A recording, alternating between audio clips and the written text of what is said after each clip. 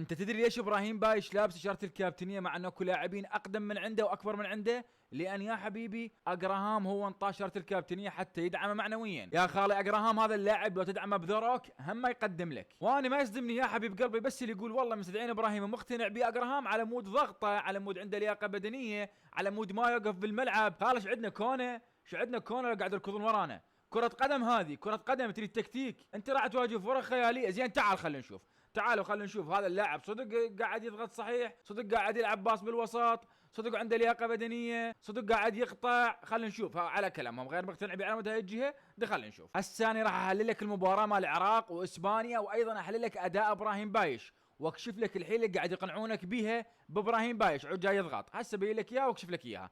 بس عندي لحظة واحدة يا جماعة الخير، جيب ابو جنة مليان هدايا يا ولد. والله انا قاعد اقول لكم مصلحتكم.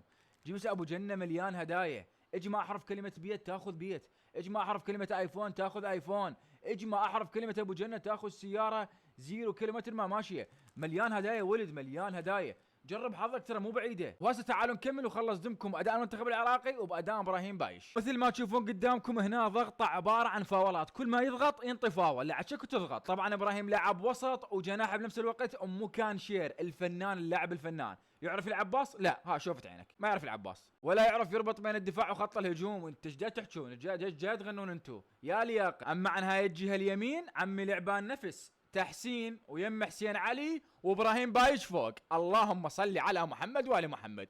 جهه لعب النفس. مع عن التسديد عند ابراهيم بايش فهي من اهم مميزاته، كلهن اوت، كلهن اوت، ماكو حتى على المرمى ماكو. وطبعا ما يغثني بس من يسوي هاي المهاره، هاي المهاره مال كريستيانو. والله كرهت كريستيانو وكرهت هاي المهاره من وراك.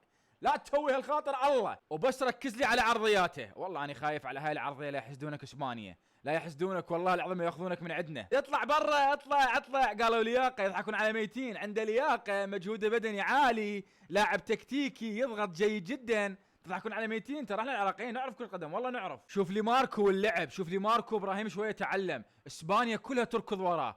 والله العظيم فرهم فار. هذا اللاعب المتاسس. من اقول لكم اللاعب المحترف متاسس صحيح، يعرف يتحرك، يعرف وين يروح، يعرف يمتى يراوغ، يعرف يمتى يقطع. لاعب متاسس صحيح. اللاعبين المحليين اغلبهم اذا مو كلهم ما متاسسين صحيح. وبسرعه وحتى ما بخس حق المدرب، هذا الرجل قاعد يقدم اداء خرافي مع المنتخب العراقي. شفنا جمله الهدف مثل ما تشوفون، ترتيب باصات، لعب على نحو جيد. الفريق ككل انتشاره جيد جدا، حتى يستلمون باصات انتشارهم رائع، عجبني حيل. باصات واستلام وتسليم وتغيير اللعب من مكان لمكان اخر. فتح اللعب عند اللاعبين حيل متطور قاعد اشوفه، وخصوصا بهاي المباراه تدوير اللعب عند اللاعبين هو اللي كان العامل الاساسي بنجاح المنتخب العراقي انه يتعادل ويا